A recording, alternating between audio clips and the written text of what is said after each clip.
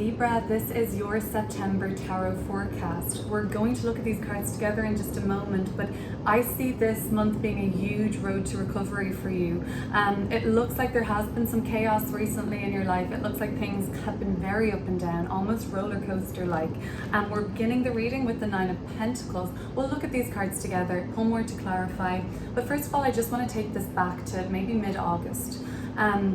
Things were fine beginning of the month, August, like you were feeling very secure in one area of your life, but you couldn't help but feel there was some sort of games been played, or like something going on maybe behind your back, or something that just wasn't above board. Maybe it was to do with your finances or like your estate or whatever you have. Asset-wise, you felt like it wasn't being managed properly, or maybe just your business affairs weren't really being managed properly. But life became a bit chaotic basically in the last 2 to 3 weeks, and an event may have taken place that derailed you slightly, and from then you perceive going into September that I think you mainly want a resolution this month. You just want it to be fair. This is the Libra card, Justice, and it is coming towards, we're looking at this cards together now in just a minute, but I have a feeling there's going to be a lot of planetary inactivity in Libra this month. I have a feeling this will be later in the month when you get your resolution, when the sun moves into Libra after the Pisces full moon, which we have on September 20th. You are ready to do some banishing, Libra.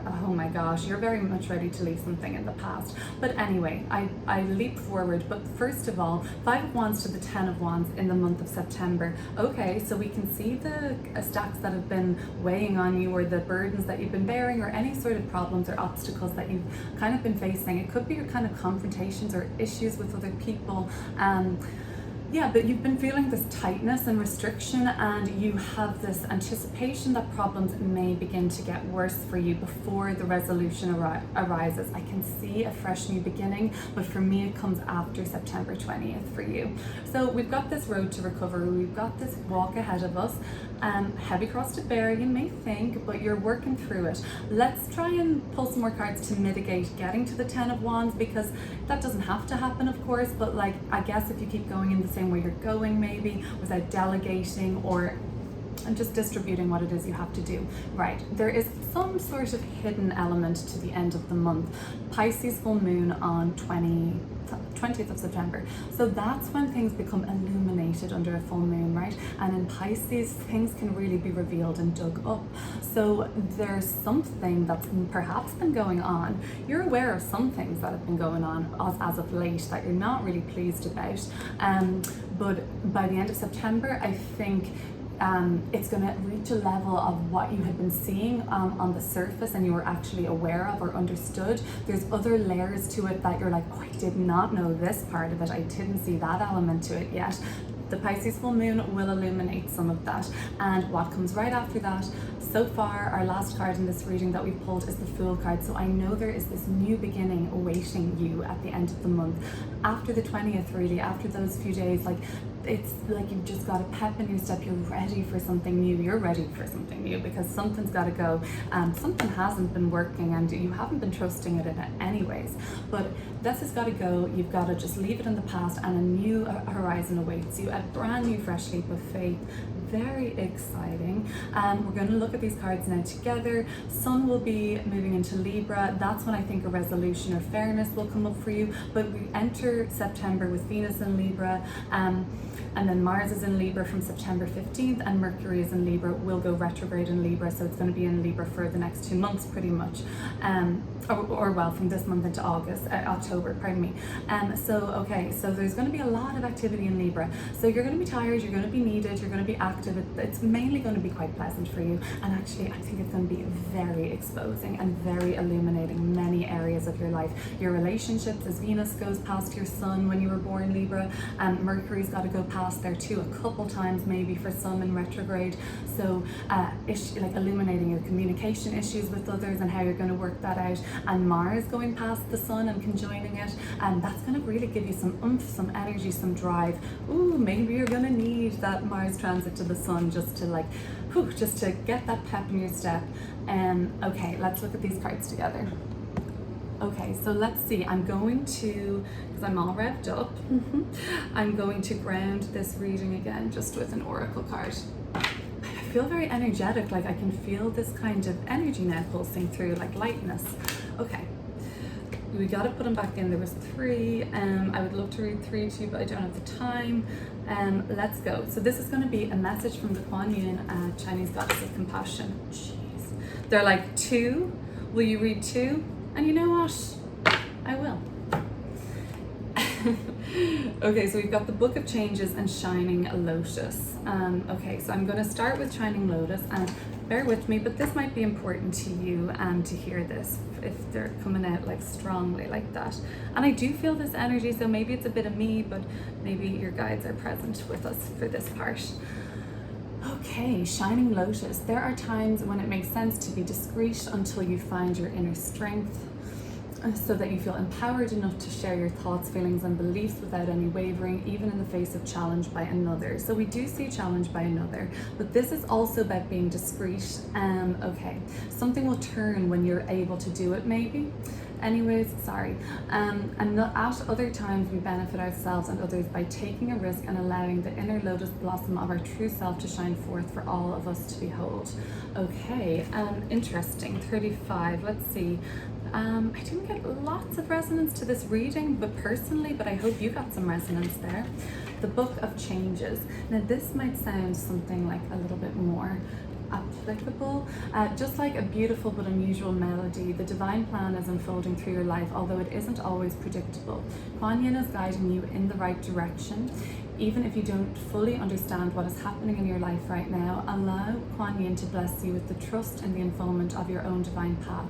The Book of Changes is always at play, helping us find our way. You are just taking a smarter route to your destination. Smarter route to the destination is a very positive side of 7 of Swords. Very positive, very strategic, very carefully thought out, like you're using your smarts. Sometimes situations or circumstances occur that may seem to take us away from our desired goal or cause us to question whether we need to take matters into our own hands to achieve our desired manifestation. Even if we don't understand why something is happening the way that it is right now, with patience and experience, the wisdom and helpfulness of the situation is often revealed, and we can marvel at how we were assisted through the workings of a higher intelligence that we didn't understand at the time. Okay. Right, let's keep going with your cards. So I'm going to now clear up for Libra the 9 of Pentacles, 5 of Swords, and the Tower. Looking back, just take it as it resonates, really. It's a past energy.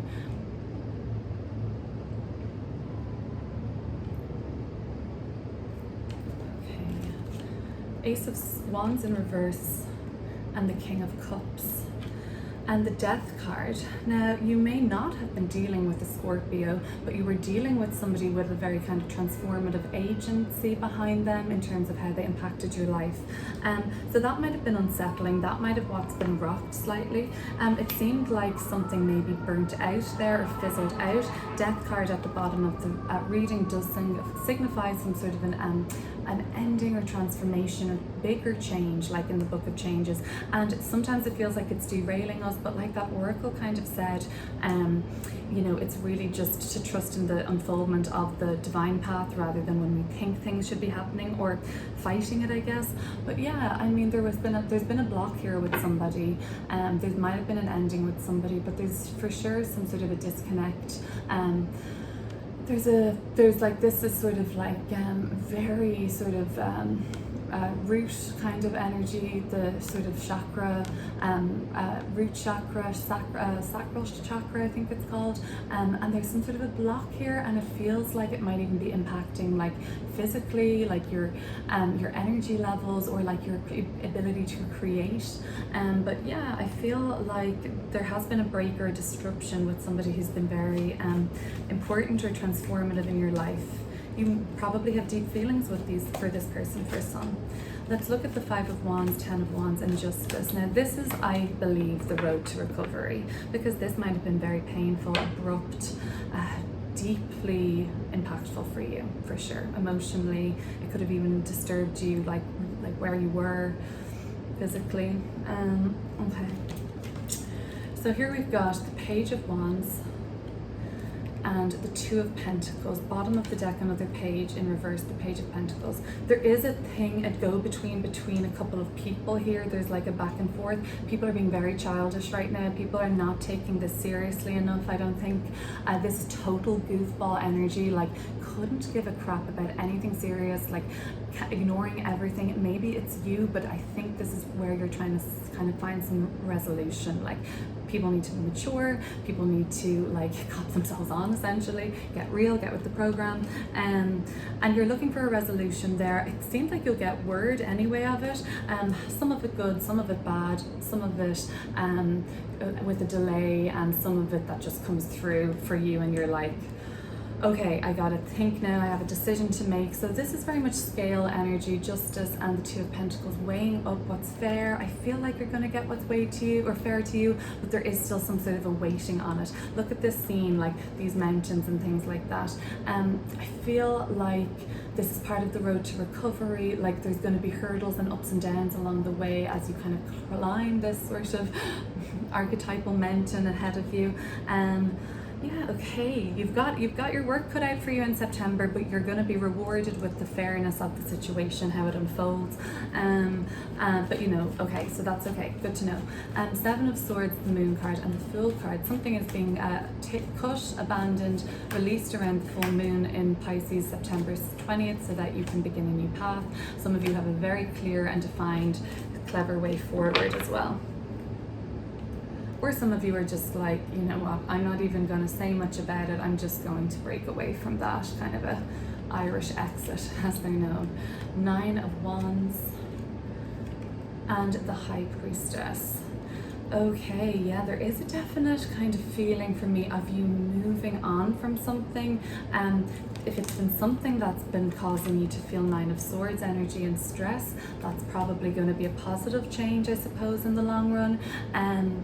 Let's see what else. Nine of Wands, High Priestess.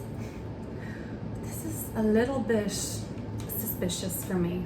I think that some of you do have a really good workable plan that will become clearer and more defined after the 20th of September on something that offers a new start, but for some there is some sort of a validity to your suspicion. Like together, like you're not sure about this, you're watching your back, you don't feel completely at ease here. Your intuition is kind of speaking to you now that you're probably on the right track and you're coming very close to breaking through on something intuitively.